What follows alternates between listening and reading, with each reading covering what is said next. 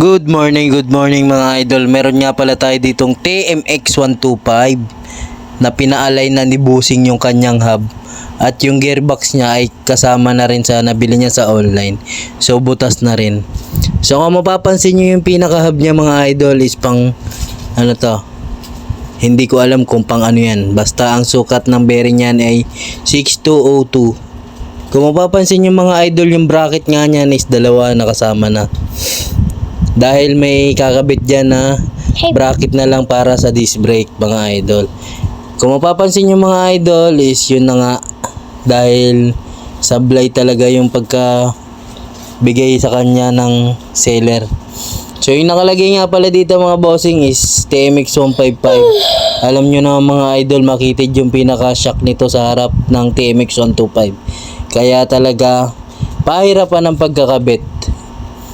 Yan, kung mapapansin nyo mga idol, yung pinaka ano niya is talagang dikitan. So paano natin may lalagay yung gearbox niyan? Paano rin malalagay yung spacer sa kabila? So yan, yung aehe pa niya napakahaba ng kasama.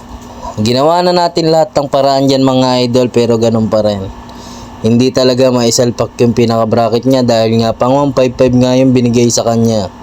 So yung in-order daw ni Bossing is yung TMX 125 daw na pang conversion sa harap para sa disc brake. So yung dumating sa kanya pang TMX 155. So yung butas nga pala ng TMX 155 sa hub ay napakalaki. Yung butas nga pala ng TMX 125 sa hub ng stock ay 17 lang.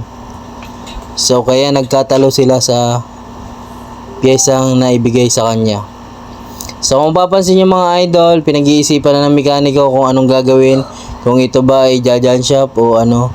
So kung papansin nyo idol, na yun na nga, natapos din ang lahat at napalitan na rin ng shock talaga na pang XRM 125. So yun lang talaga ang nagamit lang ni Bossing na nabili niya sa online, yung caliper lang. Wala nang iba. Pinalitan lahat sa kanya ng pyesa dahil hindi nga obra lahat ng pyesa na binili niya sa online. So ang difference lang ng presyo niyan sa online ay konti lang naman. Kaya bumili na si boss ng isang set dahil nagsisi siya kung bakit pa siya bumili sa online. Nasablay naman yung dineliver sa kanya. So yun na nga mga idol. Sa susunod pag kayo mag-order sa online, siguraduhin nyo na ang binibili nyo ay tama.